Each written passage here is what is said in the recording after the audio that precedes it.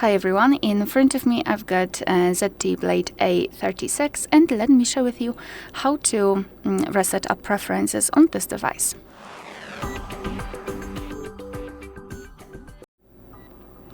So let's start with opening the settings, and here we have to scroll and find the section with apps. Let's tap. Then let's tap on all apps at the top and tap on the three dots icon in the right upper corner. Then tap on Reset Up Preferences, and here we've got the information what your device will actually reset. So among others, disabled app notifications and any permission restrictions. What's more, no worries, you won't lose any app data, so simply tap on Reset Apps and basically this is it. Alright, so that will be all. Thank you so much for watching. Please hit the subscribe button and leave the thumbs up.